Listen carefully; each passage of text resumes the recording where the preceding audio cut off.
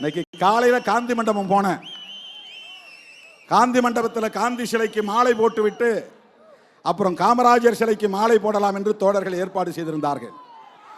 காந்தி மண்டபத்துக்கு போகும்போது போலீஸ் வந்து என்கிட்ட சொன்னாங்க, சார் கவர்னர் வராரு, கவர்னர் வந்து மாலை போட்ட பிறகுதான் மற்றவங்க எல்லாம் போடணும். இப்போ நான் போய் போட முடியாதா? சாரி சார், போட முடியாது. ஏன்? கவர்னர் வந்து போகிறது 10:30 மணி ஆயிரும். எனக்கு இங்கே உளுந்தூர்பேட்டை வரணும். அங்கிருந்து 4 மணி நேரம், மற்றவங்களுக்கெல்லாம் 4 மணி நேரம், எனக்கு 6 மணி நேரம் ஆகும். நம்ம தோழர்கள் அங்கங்கே மறிப்பாங்க. ஒவ்வொரு டோல்கேட்லையும் அங்கே ஆள் நிற்கும், வழியில் நின்று மறிப்பாங்க, நேரம் ஆயிரும். 4 மணிக்கெல்லாம் நம்ம வந்து மேடைக்கு போகணும். அதனால் காந்தி சிலைக்கு வாங்கின மாலையும் எடுத்துக்கிட்டு போய் காமராஜர் மண்டபத்திலே எல்லா மாலையும் மொத்தமாக வச்சுட்டு அவருக்கு வீர வணக்கம் செலுத்திட்டு வந்துட்டோம். ஆனால் ஊடகங்களில் என்ன எழுதுகிறார்கள்? மேனாள் ஆளுநர் அக்கா தமிழிசை காந்தியை அவமதித்து விட்டார். அப்புறம் காந்தி மது ஒழிப்புக்கு போராடியவர், அவருக்கு இவர் மரியாதை செய்யல, மது ஒழிப்பு மாநாடு நடத்துறாரு, அவருடைய கொள்கைக்கே அது எதிராக இருக்குமோ அப்படின்னு சொல்றாரு. அவங்க என்ன சொல்ல வராங்கன்னா, திருமாவளவன் தினந்தோறும் பாட்டில் திறக்கக்கூடிய ஆள் அப்படின்னு சொல்றாங்க.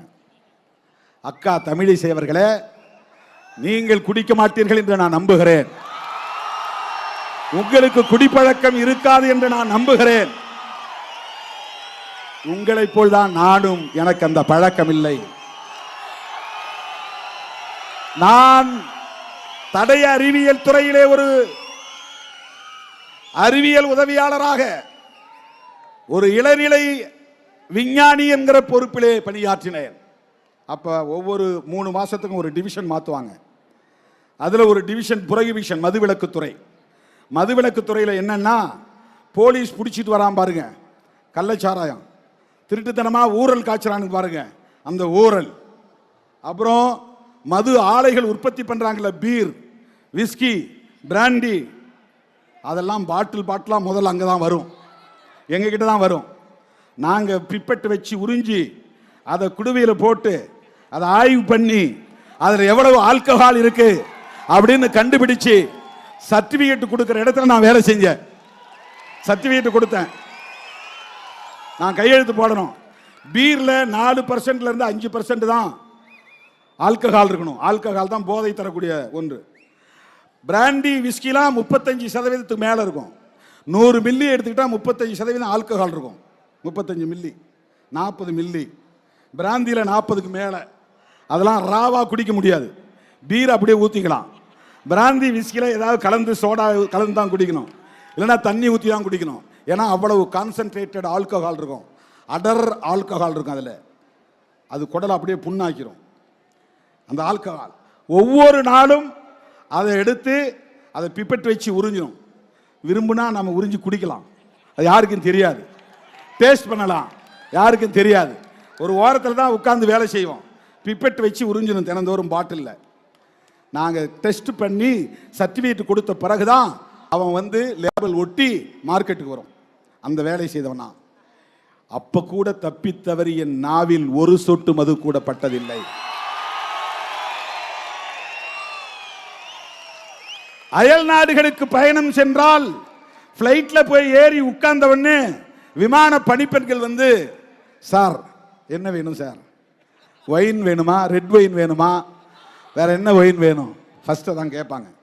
போய் வண்டியில் ஏறி உட்கார்ந்தோடனே பிஸ்னஸ் கிளாஸில் தண்ணி குடிக்கிறீங்களா கேட்க மாட்டாங்க, சாராயம் குடிக்கிறீங்களா, மது குடிக்கிறீங்களான்னு தான் கேட்பாங்க. 11 மணி நேரம், 12 மணி நேரம், 24 மணி நேரம் ஃப்ளைட்லேயே போகணும். அமெரிக்கா போனா வேற வழி இல்லை, எல்லாரும் அதில் குடிச்சிட்டு தான் போவாங்க. எத்தனையோ பல நாடுகளுக்கு நான் பயணம் செய்திருக்கிறேன். என் வாழ்நாளில் ஒரு முறை கூட அதை நான் தொட்டதில்லை. அக்கா தமிழிசைக்கு சொல்ல நான் கடமைப்பட்டு இருக்கிறேன். ஒரு டவுட்டோட கேட்குறாங்க, ஒரு டவுட், ஒரு சந்தேகத்தோட. ஒருவேளை அது அவர் கொள்கைக்கு முரணா இருக்குதோ, அதுக்காக சொல்றேன், அதற்காக சொல்லுகிறேன். காந்தியடிகளின் சிலையில் மாலை போடக்கூடாது என்று தடுத்தது காவல்துறை. ஆளுநர் வந்த பிறகுதான் மாலையிட வேண்டும் என்று சொன்னது காவல்துறை. எங்களுக்கு காந்தியோட நிறைய விமர்சனங்கள் உண்டு, அது வேறு. அவருக்கு இந்து மதத்தின் மீது நம்பிக்கை உண்டு, அடுத்த பிறவியின் மீது நம்பிக்கை உண்டு, சனாதனத்தின் மீது நம்பிக்கை உண்டு, சாதிய கட்டமைப்பின் மீது நம்பிக்கை உண்டு. தீண்டாமை மட்டும்தான் ஒழிய வேண்டும் என்று சொன்னார். அதனால்தான் அம்பேத்கருக்கும் காந்திக்கும் மோதல் வந்தது. நீ என்ன சாதி வாழ்கன்னு சொல்றீங்க, நான் சாதி ஒழிகன்னு சொல்றேன். இதுதான் அம்பேத்கருக்கும் காந்திக்கு இருந்த முரண்பாடு. நேருக்கு நேர் மோதல் நடந்தது. அந்த காலத்தில் காந்தி ஒரு சமூகத்திற்கு ஹீரோ என்றால் அவர்களுக்கு அம்பேத்கர் வில்லன், அம்பேத்கர் ஹீரோ என்றால் காந்தி வில்லன். அப்படித்தான் அரசியல் போனது. அதுதான் ஒரு காலத்திலே இருந்த அரசியல், அதுதான் ஒரு காலத்திலே இருந்த அரசியல். ஆனால் இன்றைக்கு நாங்கள் காந்தியடிகளின் பிறந்த நாளிலே இதை செய்கிறோம் என்று சொன்னால், காங்கிரஸ் கட்சியோடு நாங்கள் தேர்தல் உறவையும் கொண்டிருக்கிறோம் என்று சொன்னால், அதற்கு நாங்கள் உள்வாங்கி இருக்கிற 2 கோரிக்கை நீங்க புரிஞ்சுக்கீங்க. எவன் புரிஞ்சுக்கிறான் புரிஞ்சுக்கல, நமக்கு அதை பற்றி கவலை இல்லை. வேற எவனும் புரிந்து கொள்ள வேண்டிய அவசியம் இல்லை. திருமாவளவனை பற்றி யார் எது பேசினாலும் பேசட்டும், அதை நான் ஒரு பொருட்டாக எடுத்துக்கொள்ளப் போவதில்லை. என் தலைமையை ஏற்று என்னோடு களத்தில் நிற்கிற என் உயிரின் உயிரான விடுதலை சிறுத்தைகளே, எவன் குழப்பினாலும் குழம்பக்கூடாது. காந்தி அடிகளை நாங்கள் இன்றைக்கு கட் அவுட் மூலமாக இங்கே வைத்திருக்கிறோம், படத்தை திறந்திருக்கிறோம். அவருடைய கருத்துக்களில் 2 கருத்துக்களை நமக்கு உடன்பாடு உண்டு. ஒன்று செக்யூலரிசம், மதசார்பின்மை. மதசார்பின்மை அம்பேத்கருக்கும் உடன்பாடு, ஜவஹர்லால் நேருவுக்கும் உடன்பாடு, காந்தியடிகளுக்கும் உடன்பாடு. அன்னைக்கு மட்டும் காந்தியடிகள் நேருவை கூப்பிட்டு, தம்பி நான் சொல்றதை கேளு, கவர்மெண்ட்டுக்கு ஒரு ஸ்டேட் ரிலீஜன் வேண்டும், இந்து மதம் இந்த அரசாங்கத்தின் மதமாக இருக்கட்டும் என்று சொல்லி இருந்தால் நேருவாலேயே மீறி இருக்க முடியாது. ஜவஹர்லால் நேரு காந்திக்கு கட்டுப்பட்டவராக இருந்தார். ஆனால் இந்துக்களும் முஸ்லிம்களும் ஒற்றுமையாக இருக்க வேண்டும், அவரவர் மதம் அவரவருக்கு, அவரவர் நம்பிக்கை அவரவருக்கு, அரசாங்கத்திற்கு மதம் கூடாது. இதுதான் மதசார்பின்மை. இதை சொன்னார் என்பதற்காகத்தான் RSS கும்பலை சார்ந்த நாத்துராம் கோட்சே என்பவன் கையெடுத்து கும்பிட்டு கொண்டே போய் அந்த மாமனிதரை பக்கத்தில் நெருக்கத்தில் நின்று துப்பாக்கியால் சுட்டுக் கொன்றான். இந்த மதம் தவறானது என்று சொன்ன அம்பேத்கரை சுடவில்லை. இந்த மதத்தில் இருக்க நான் வெட்கப்படுகிறேன் என்று சொன்ன அம்பேத்கரை சுடவில்லை.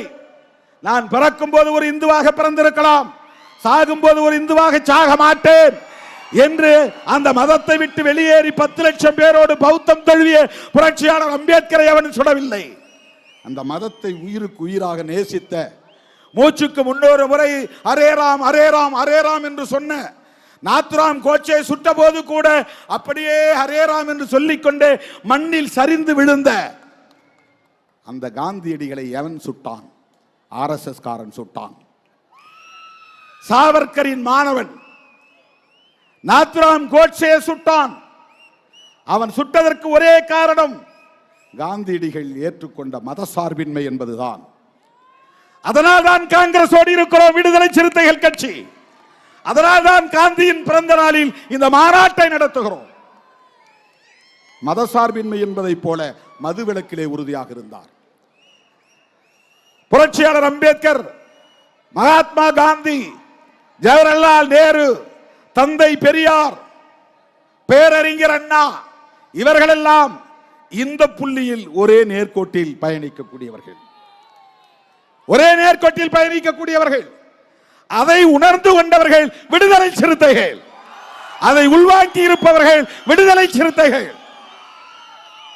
ராஜாஜிக்கு ஏன் கட் அவுட்? ராஜாஜி யார்?